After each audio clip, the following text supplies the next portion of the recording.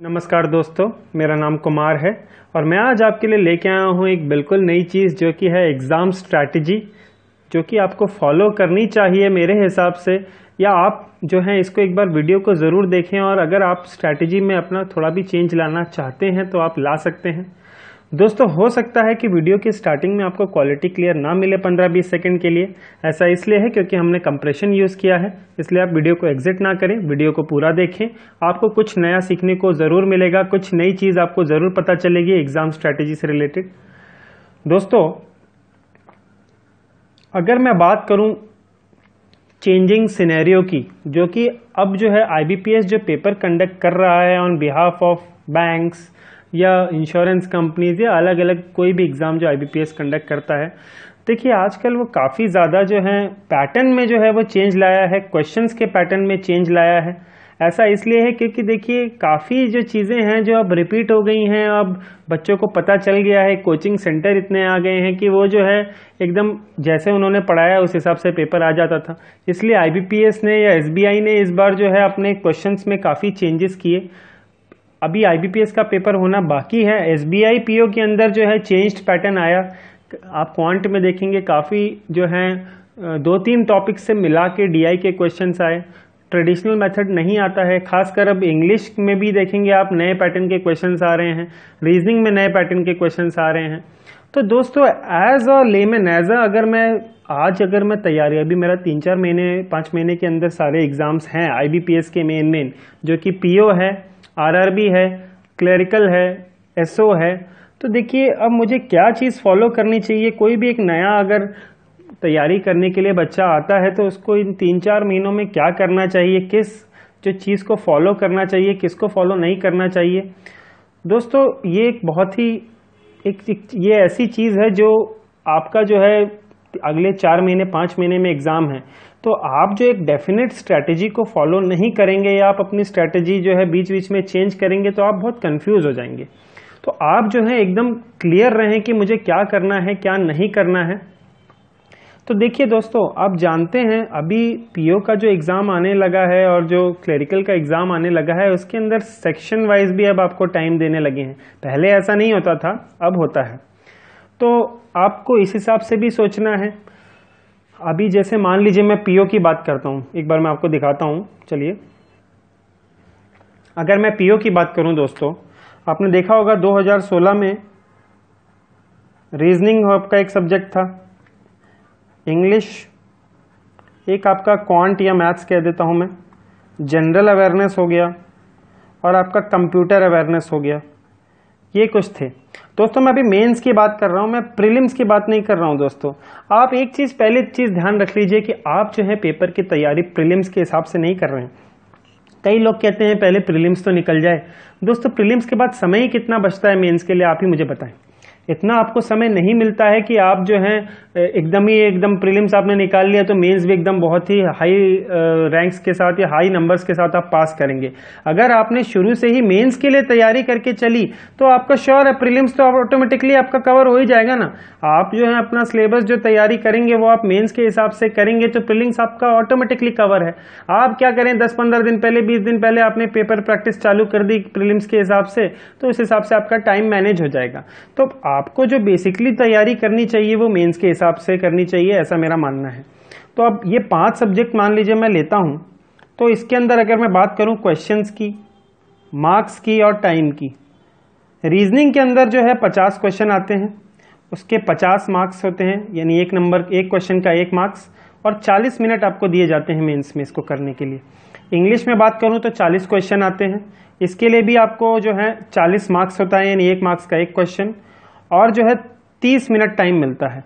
उसके बात करूं मैं मैथ्स की बात या क्वांटिटेटिव की बात करूं, इसमें भी 50 क्वेश्चन आते हैं, इसके अंदर भी 50 मार्क्स का ये होता है, 1 नंबर का 1 क्वेश्चन, और 40 मिनट मिलते हैं।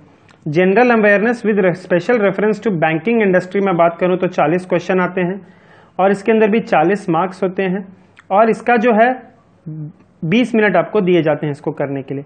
कंप्यूटर में 20 क्वेश्चन आते हैं, 20 मार्क्स के होते हैं और 10 मिनट दिए जाते हैं। तो टोटल आप देखेंगे 140 मिनट का पेपर हो गया, 200 मार्क्स टोटल हो गए और 200 क्वेश्चंस हो गए दोस्तों, यानी एक क्वेश्चन 1 मार्क्स का और 140 मिनट टोटल सॉल्व करने को मिले, और जो कि टाइम जो है डिवाइडेड है। अब दोस्तों आप यहां देखेंगे रीजनिंग और मैथ्स ये हो गया 100 क्वेश्चंस, यानी कि 50% पेपर। बाकी जो बचा हुआ है इंग्लिश, जनरल अवेयरनेस और कंप्यूटर, ये भी 100 क्वेश्चंस हैं, ये भी आपका 50% वेटेज लेता है। दोस्तों अभी क्या है, ये रीजनिंग और ये मैथ्स, इसके अंदर जो है काफ़ी जो पैटर्न जो है वो चेंज करने लगे हैं, काफ़ी नए नए तरीके के क्वेश्चंस जो हैं अब लाए गए हैं। तो दोस्तों एक चीज़ जान लीजिए, एग्ज़ाम में आपको कितना आता है, आप कितने अच्छा मैथ्स करते हैं, आप कितना अच्छा रीजनिंग जानते हैं, वो इम्पॉर्टेंट नहीं है। इम्पॉर्टेंट ये है कि आप कितने टाइम में उसको करते हैं। अगर मुझे ये पता है आप जो है एक सोल्यूशन जानते हैं, एक बड़े क्वेश्चन का सोल्यूशन जानते हैं, आपको उसका कुछ शॉर्ट ट्रिक पता है और आप एक ही लाइन में उसको कर देते हैं, और जो दूसरा जो है उसको मेथड से कर रहा है या उसको अपनी किसी तरीके से कर रहा है, वो 30 सेकंड ले रहा है, आपने आंसर जो है 10 सेकंड में दे दिया, तो आप उससे बेटर हैं। भले ही आप उससे कम जानते हैं उस टॉपिक के बारे में, तब आप उससे बेटर हैं, आपके सिलेक्शन के चांसेस ज़्यादा हैं। दोस्तों इसको सिलेक्शन टेस्ट नहीं कहा जाता है, इसको रिजेक्शन टेस्ट कहा जाता है, क्योंकि 95 to 98% जो बच्चे हैं वो रिजेक्ट किए जाते हैं, बाकी 2% जो है वो सिलेक्ट हो गए। तो it is basically a rejection test, not a selection test. अब आप देखेंगे, आप इन 100 क्वेश्चंस के लिए जो है खूब इतनी मेहनत करते हैं, रीजनिंग और मैथ्स के लिए आप अलग अलग DI कर रहे हैं, आप अलग अलग जो है क्वेश्चंस करे जा रहे हैं। दोस्तों एक बात मैं आपको बता दूं, आप खुद भी चाहे आप कोई भी फोरम उठा लीजिए, कोई भी आप ब्लॉग उठा लीजिए, कोई भी आप कोई भी वेबसाइट उठा लीजिए, सब जगह जो है यही बोलते हैं कि, और आप देखेंगे डिस्कशन में, पेपर के बाद जो डिस्कशन बच्चे करते हैं कि आज मैंने 10 किए, मैंने काउंट में 15 किए, मैंने 20 किए। तो दोस्तों आप करने, आपको आता सब कुछ है, पर टाइम के अंदर जो है आप 15 या 20 या 25 कर पा रहे हैं। तो दोस्तों एक बात बताइए, 20 या 25 नंबर सही भी हो गए तो आपको 25 नंबर देंगे। रीजनिंग के अंदर भी आपने 20-25 कर दिए इतने टाइम में, तो आपको भी इसके भी 25 नंबर, यानी 50 नंबर आपको मिल गए इतनी मेहनत करने के बाद। आप रोज DI कर रहे हैं, रोज रीजनिंग कर रहे हैं, सब कुछ रोज कर रहे हैं, पर जो आपने नेग्लेक्ट किया वो क्या कि इंग्लिश तो यार मुझे आती है, मैं कर ही लूंगा, मैं जनरल अवेयरनेस का तो कुछ हो नहीं सकता क्योंकि वो तो आएगा, वो तो बाहर से आता है, ऐसे होता है, कंप्यूटर में तो मैं बहुत स्ट्रांग हूँ तो कोई प्रॉब्लम ही नहीं है, ये आप सोच के जो है आप छोड़ देते हैं। तो दोस्तों आप ये देखिए, यहाँ पे ये 100 क्वेश्चन लेके आता है, यानी 100 मार्क्स लेके आता है। किसी भी कॉम्पिटिटिव एग्जाम में दोस्तों कोई 200 नंबर में से 200 नंबर नहीं लाता, ये चीज़ जान लीजिए। कट ऑफ क्यों 50%, 60% या 40% रहती है? कट ऑफ के अंदर एग्जामिनर आपसे ये चाहता है कि आप जो है क्वेश्चन को छोड़ना सीखें, आप हर क्वेश्चन को करें ना, आप क्वेश्चन को छोड़ना जो सीख जाता है ना, वो सिलेक्ट हो जाता है, कि उसको पता है कि यार ये क्वेश्चन जो है ज़्यादा टाइम ले रहा है, इसको छोड़ देने का। या फिर दूसरी स्ट्रैटेजी ये अपनाई जाती है कि मैं जो है इंग्लिश, जनरल अवेयरनेस और कंप्यूटर को इतने अच्छे से कर लूं, क्यों? क्योंकि इसका बड़ा क्वेश्चन भी आया, अगर आंसर आता है तो 2 सेकंड में टिक किया, आगे बढ़ गए। मतलब ये जो है आपको 20 में से जो है 17-18 नंबर दे सकता है, अगर आप बहुत कम मेहनत भी करेंगे ना इसके और मैथ्स और रीजनिंग के कंपैरिजन में, तब भी आपको 17-18 नंबर दे देगा। जनरल अवेयरनेस में क्या आता है, बैंकिंग इंडस्ट्री के टर्म्स आ गए, नहीं तो करंट अफेयर्स आ गई। अब आप बोलेंगे जनरल अवेयरनेस, अरे ये तो पूरा इतना बड़ा होता है, ये मतलब आपसे कोई यूपीएससी की जनरल अवेयरनेस नहीं पूछ रहा है दोस्तों ना, आपसे कोई हिस्ट्री, ज्योग्राफी या आपसे मैथ, साइंस और आपको बायोलॉजी, ये सब नहीं पूछी जा रही है। आपको सिंपल एकदम देखिए, यूपीएससी का सिलेबस ये है, एसएससी का ये है, तो ये बैंकिंग और बाकी एग्जाम्स का ये है, इतना कम है जो आपको प्रिपेयर करना है। आपके पास वेबसाइट्स इतनी अच्छी अच्छी आ गई हैं, आपके पास ऐप्स इतनी अच्छी अच्छी आ गई हैं जो रोज आपकी जो है जनरल अवेयरनेस की तैयारी कराते हैं, रोज करंट अफेयर्स देते हैं। आपको बस वही तो पढ़ना है, न्यूज़ जो आपने सुननी है, आप सुबह जो है 5-10 मिनट न्यूज़ सुनिए, और उसके अलावा आप जो है ऐप पे देखते रहिए, अलग अलग ऐप्स पे भी क्या क्या आ रहा है, क्या क्या आ रहा है, आप उसको पढ़ते भी जाएंगे ना दोस्तों, और क्वेश्चन सॉल्व करते जाएंगे, आपका वो पार्ट बहुत ज़्यादा अच्छा हो जाएगा। एक मेरी आपसे गुजारिश ये है दोस्तों कि आप जो है नोट्स बनाना चालू करें। आप चाहे बड़े से बड़ा IAS भी अगर आप कभी इंटरव्यू देखेंगे ना, सबका ये कहना है कि मैं नोट्स बनाता हूँ। तो देखिए हम लोग क्या करते हैं यार, हम लोग ये सोचते हैं कि यार हम नोट्स अगर बनाएंगे तो हमारा टाइम इतना जाएगा, क्यों हम इतना इसके चलते हम 2 और किताबें एक्स्ट्रा पढ़ सकते हैं। दोस्तों यहीं आप गलती करते हैं, आप दूसरों से ये सब यही सोचते हैं कि यार हाँ इसी तरीके से हम चलेंगे तो शायद अच्छा रहेगा, हम लोग 2 किताबें और एक्स्ट्रा पढ़ लेंगे। दोस्तों ऐसा नहीं होता है। आप दूसरों से अलग क्या कर रहे हैं, क्योंकि देखिए आप जब कुछ लिखते हैं ना तो आपको अच्छे से याद ज़्यादा होता है, जो आप पढ़ते हैं वो आपको इतना अच्छे से याद नहीं रहेगा जितना आप लिख के उसको याद करेंगे। तो क्या होता है, उससे रिवीजन में भी आपको आसानी होती है। इसीलिए आप जो है मान लीजिए डेली ऐप से आप देख रहे हैं तो आपने वो न्यूज़ को अपने उसमें लिख लिया। एक मैं आपको वेबसाइट बताऊंगा, newsonair.com है। न्यूज़ ऑन AIR अगर आप देखेंगे ये 3 बार अपडेट होती है daily, morning, evening and night. ये 3 बार आप देखिए, आप 5-5 मिनट में पूरा रीड कर सकते हैं इसको। इतना अच्छा तरीके से इन्होंने दिया होता है। नेशनल कोई फालतू न्यूज़ कुछ नहीं, इधर उधर की कोई भी, जैसे न्यूज़ चैनल्स पे भी दिखाते हैं कुछ इधर उधर की फालतू चीज़ें जो आपके एग्जाम के लिए काम की नहीं है, वो आपको नहीं देखनी। न्यूज़ ऑन AIR में आप देखेंगे मॉर्निंग, इवनिंग और नाइट की आप जब पढ़ेंगे तो आपको पता चलेगा कि 15 मिनट आपको डेली लगेंगे। 5 मिनट सुबह का, 5 मिनट दिन का, 5 मिनट रात का। पर आप देखेंगे महीने भर बाद आप जब फर्क देखेंगे ना, आपको पता चलेगा। करंट अफेयर्स आपकी इतनी अच्छी हो जाएगी।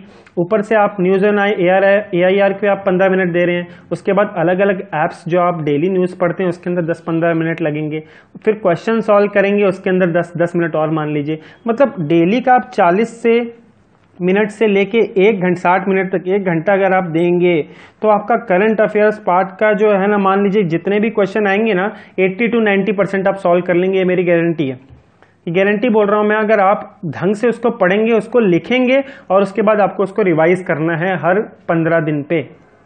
तो आप देख, क्योंकि दोस्तों क्या है, एग्जाम से 3-4 महीने पहले की पूछ ली, 5 महीने पहले की पूछ ली, तो इतना आप आराम से प्रिपेयर कर सकते हैं। कितनी बार, 4-5 बार 6 बार रिवाइज कर लीजिए, ये आपका पार्ट क्लियर हो गया। उसके अलावा बैंकिंग है, बैंकिंग अवेयरनेस भी जो है बहुत ही लिटिल पूछी जाती है, कोई बहुत ज्यादा टफ इकोनॉमिक टर्म्स नहीं पूछी जाती है, बहुत कम पूछा जाता है, बहुत ही बेसिक चीज पूछी जाती है। RBI हो गया तो RBI के रेट्स पूछ लिए, रेट्स क्या चल रहे हैं, इन्फ्लेशन के बारे में पूछ लिया। ये तो बहुत छोटी छोटी चीजें हैं जो आपको ऐसा लगता है कि नहीं ये बहुत ज्यादा टर्म्स बड़ी बड़ी आ गई है। दोस्तों क्या है, ये ऐसा इसलिए आपको लगता है क्योंकि आप 4 जगह घूमते हैं कि यहां से भी पढ़ लूं, यहां से भी पढ़ लूं, इधर से भी पढ़ लूं, उधर से भी पढ़ लूं। आप एक जो बुक सिलेक्ट करें या एक चीज सिलेक्ट करें, आप उसको ही पढ़ें, उसके बाद उसी को रिवाइज करें और क्वेश्चंस करें। देखिए आपको कितना फर्क पड़ेगा। आप 4 जगह पैर रखेंगे ना दोस्तों तो हमेशा दिक्कत रहेगी, एक चीज मान के चलिए। सेकेंडली मैं बात करूं तो आपका ये जनरल अवेयरनेस पार्ट हो गया। 40 में से आप इजीली 30 से 32 क्वेश्चन क्लियर कर सकते हैं अगर आपने इसको कर लिया ढंग से तो। उसके अलावा इंग्लिश के अंदर आपकी 2-3 बुक्स हैं। देखिए इंग्लिश ऐसा है ना, हमें क्या है, कुछ जिनकी इंग्लिश अच्छी होती है वो सोचते हैं कि ये अच्छा अच्छा लिखा हुआ है तो इंग्लिश यार हमने इतनी पढ़ी हुई है, अच्छा अच्छा दिख रहा है तो यही इसका आंसर होगा। ठीक है, बिल्कुल सही कह रहे हैं वो। 40 अगर उनके इंग्लिश में 40 क्वेश्चन आते हैं तो वो 20-25 मार ही देते हैं। पर अगर ये जो 20-25 वाले बच्चे हैं ना, अगर ये बुक पढ़े ना ग्रामर की, जैसे KP ठाकुर हो गई आपकी, या तो KP ठाकुर पढ़ें या प्लिंथ टू पैरामाउंट पढ़ लें, प्लिंथ टू पैरामाउंट पढ़ लें, और ये दोनों में से कोई एक पढ़ने के बाद वो जरा मिरर ऑफ कॉमन एरर्स पढ़ ले जो आपकी अशोक सिंह की है। आप देखिए आपको कितना ज्यादा फर्क पड़ेगा। ये आप जो 20-25 वाले थे ना, ये 30 से 35 तक पहुंच जाएंगे, ये भी मान के चलिए।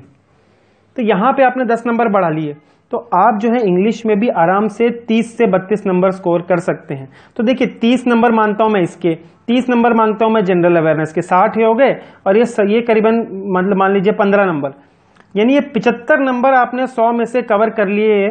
कितने मिनट में? 10 मिनट, ये 20-30 मिनट, और ये 30 1 घंटे में। करीबन 1 घंटे में आपने 75 नंबर स्कोर कर लिए। और वो भी मैं आपको ये बता रहा हूँ कि ये तो मिनिमम आप इतना स्कोर कर सकते हैं अगर आपने तैयारी इस हिसाब से रखी तो। और मान के चलिए, मैं इसलिए कह रहा हूँ कि देखिए रीजनिंग और मैथ्स के पीछे भागेंगे आप, मैं ऐसा नहीं कह रहा इसको बिल्कुल ही छोड़ देना है, क्यों? क्योंकि सेक्शनल कट ऑफ तो है, पर आप सब इतना जरूर देखिए, जितना भी पैटर्न चेंज कर ले, कुछ तो क्वेश्चंस ऐसे रहते ही हैं कि आप आराम से ये 20 नंबर, ये 50 नंबर है ना, इसमें से 20 से 25 नंबर तो आप स्कोर कर ही सकते हैं। मैथ्स के अंदर भी जितना भी बना ले 20 से 25 नंबर आप स्कोर कर सकते हैं। तो यहाँ के 50 नंबर, यहाँ के 75, आप टॉपर बन जाएंगे। आप ये चीज जानिए कि आपको जो है अपना जो फोकस है इंग्लिश, जनरल अवेयरनेस और कंप्यूटर पे रखना है, ये मान के चलिए। बाकी सब पे भी ध्यान देना है, पर इस पे एक्स्ट्रा ध्यान देना है। आप क्या कर रहे हैं कि आप रीजनिंग और मैथ्स के पीछे ही पड़ गए। आप ये भी मान लीजिए, मैं आपको बता रहा हूं कि आप ये जो 3 जो अलग अलग चैप्टर्स को मिक्स करके DI के क्वेश्चन बनते हैं, उसमें थोड़ा टाइम तो लगना ही है। आप जितनी ही प्रैक्टिस कर लीजिए, 2-3 जहां पे 2-3 कॉन्सेप्ट एक साथ लगने हैं, वहां पे तो आपको टाइम लगेगा ही ना, आप चाहे जितना छोटा कर लें। पर इसमें क्या है, इसमें थोड़ी ना वो कुछ, ये इसमें क्या, अगर आपको आता है तो आता है, नहीं आता तो अब नहीं आता है, 2 सेकंड में आंसर। तो यहाँ पे आप ज्यादा फोकस करिए। सिर्फ इतना सिलेबस है दोस्तों, सिर्फ इतना सा, अगर आपने इस पे ध्यान दिया तो आप इजीली देखिए कितना स्कोर कर सकते हैं। इसलिए आप इसके पीछे ना भागे। मैं जब पढ़ाना चालू किया था तो मैंने भी सबसे पहले क्या किया, क्यूब रूट स्क्वायर चालू हो गया क्यूब के। मैं आपको बता दूं, मैं एज ए एप्लीकेंट, मेरा मैथ्स अच्छा है, मेरा रीजनिंग अच्छा है, पर तब भी मैं आपको क्यों जो है मैंने एकदम से मैथ से और इससे शिफ्ट कर दिया। मैं समझ गया कि पैटर्न जो चेंज हो रहा है, पहले बच्चों को वो देना चाहिए जो वहाँ से वो इजीली स्कोर कर सकते हैं। मैंने आपको इंश्योरेंस अवेयरनेस के लेक्चर्स दिए, मैंने आपको जो है कंप्यूटर अवेयरनेस के लेक्चर्स दिए। अब मैं आपको बैंकिंग अवेयरनेस के विद इन 1 वीक में बैंकिंग अवेयरनेस चालू करने वाला हूँ, क्योंकि मैं जानता हूँ कि क्वेश्चन जो है यहाँ से आएंगे, बच्चों को यहाँ से फायदा ज्यादा मिलेगा। करने के लिए मैं आपको रीजनिंग के लेक्चर में आपको कंप्यूटर के रीजनिंग के लेक्चर, मैथ्स के लेक्चर अभी चालू कर सकता हूँ, पर मैं जानता हूं कि मुझे क्या करना है, मुझे क्या स्ट्रेटेजी बच्चों को देनी है, क्योंकि देखिए इससे फर्क पड़ेगा। और एक चीज दोस्तों, एक चीज और है, मैथ्स और रीजनिंग आप पे इनको क्या, आप हर क्वेश्चन को करने की कोशिश मत कीजिए, हर कुछ क्वेश्चंस को छोड़ना भी चालू कीजिए। जब हाँ आपने बड़ा क्वेश्चन देखा, आपको पता है हो जाएगा, पर आपको 1-1.5 मिनट लग रहे हैं, 2 मिनट लग रहे हैं उसको करने में, आपको वो क्वेश्चन छोड़ना ही पड़ेगा। यही आपकी सोच होनी चाहिए, क्वेश्चन छोड़ना सीखिए। आप जो है हर क्वेश्चन को करने के पीछे ना पड़े कि नहीं ये तो हो गया, बस ये तो होने वाला है, ये करेंगे ना तो बहुत मुश्किल हो जाएगी। आपको पता है कि ये क्वेश्चन मेरा 10 सेकंड में बन जाएगा, 15 सेकंड में बन जाएगा, 20 सेकंड, 30 सेकंड, 40 सेकंड में बन जाएगा, आप उठा लो। पर उसके अलावा ज्यादा टाइम लग रहा है ना, छोड़ दो। आप देखोगे जहां पे अगर आपने वो क्वेश्चन अटेम्प्ट किए, तो जहां आपके 80 या 90 नंबर बन रहे थे, वहां पे अगर आपने छोड़ने की आदत डाली, तो आप आराम से 100-110 नंबर तक लेके जाएंगे। आप भले कोई भी टेस्ट सीरीज ज्वाइन कर रहे हैं, आपने की होगी, तो आप उसमें ये इंप्लीमेंट करके देख लीजिएगा। अगर आपने इन 3 चीजों पे ज्यादा ध्यान दिया, तो फिर आपको पक्का उसका एग्जाम में पक्का फर्क आएगा। आप एसबीआई पीओ की आप कट ऑफ ही देख लीजिए, कट ऑफ अभी आई नहीं है, तब भी आप बच्चों के अटेम्प्ट्स देख लीजिए अलग अलग फोरम्स पे। कुछ बच्चे कहेंगे मैंने इतने से किए तब भी मैं सिलेक्टेड हूं, कुछ ज्यादा मार्क्स का नहीं आया है। पेपर टफ है तो सबके लिए है, पर जिन्होंने ये जनरल अवेयरनेस, कंप्यूटर, रीजनिंग किया, वो उनके, जब कंप्यूटर अवेयरनेस, जनरल और इंग्लिश किया, वो आगे हैं। तो इसीलिए आपको अपनी स्ट्रैटेजी चेंज करनी चाहिए। मैंने स्पेशली इसीलिए ये लेक्चर लिया, इसीलिए मैंने आपको ये एग्जाम स्ट्रैटेजी का मैंने वीडियो बनाया, क्योंकि मुझे ऐसा लगता है क्योंकि आने वाले 3-4 महीने में आप अगर अपनी स्ट्रैटेजी इस हिसाब से रखेंगे, आपको बहुत बहुत ज़्यादा फायदा होगा। आप अगर एग्जाम से 1 महीने पहले ही ऐसा सोच रहे कि मैं ऐसा कर दूं, तो नहीं, क्योंकि देखिए आप अभी से तैयारी करेंगे तो धीरे धीरे 1 महीने में आपकी जीए आप देखेंगे कितनी सुधरेगी, आपकी कंप्यूटर कितनी सुधरेगी। अब कंप्यूटर की बात करूं मैं, डेटाबेस मैनेजमेंट सिस्टम, वो इतनी मोटी किताब आती है दोस्तों, जो पढ़ते हैं, जो मेरे बीटेक दोस्त होंगे वो जानते होंगे डीबीएमएस कितनी ज़्यादा जो है डीप होती है।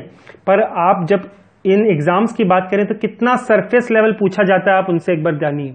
तो आप भी ऐसा कुछ नहीं है जो ये क्या कहते हैं नॉन बीटेक स्टूडेंट्स हैं वो सोचा रहे तो बहुत टफ आ गया। ये देखिए आप जो पढ़ रहे हैं ना वो इंपॉर्टेंट है, आप कहाँ से पढ़ रहे हैं, क्या पढ़ रहे हैं, वो इंपॉर्टेंट है। जो जरूरत नहीं है आप उसके अंदर घुसे जा रहे हैं तो that is wastage of time. जहां पे आपको ज्यादा टाइम देना है आपको वहां जाना चाहिए। तो ये चीज़ आप थोड़ा ध्यान में रख के आप अगर तैयारी करेंगे तो आपको बहुत बहुत ज़्यादा फायदा होगा। बाकी मैं आपके लिए हूँ यहाँ पे, आपके लिए कोशिश मेरी पूरी जारी है कि मैं आपको बराबर जो है टाइमली आपको वीडियोस देता रहूँ। अभी मैं बैंकिंग अवेयरनेस चालू करने वाला हूँगा। अभी आप इंश्योरेंस अवेयरनेस की वीडियोस हमारे चैनल पे देख भी सकते हैं, उससे भी क्वेश्चंस आए थे NICL में।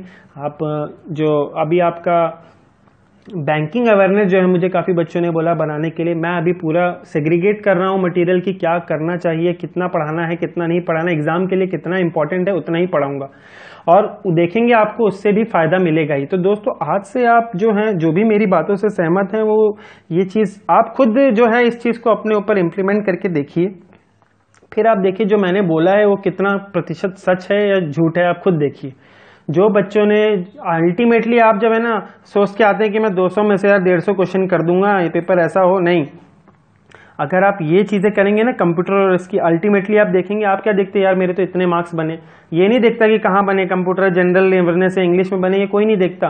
मार्क्स कितने बने ये इंपॉर्टेंट है, क्योंकि मार्क्स जितने ज़्यादा आप रैंक में उतने ही आगे, क्योंकि इंटरव्यू का वेटेज रहता है 20%, रिटर्न का वेटेज रहता है 80%। तो रिटर्न में आप कहाँ ज़्यादा स्कोर कर सकते हो मैंने आपको बताया।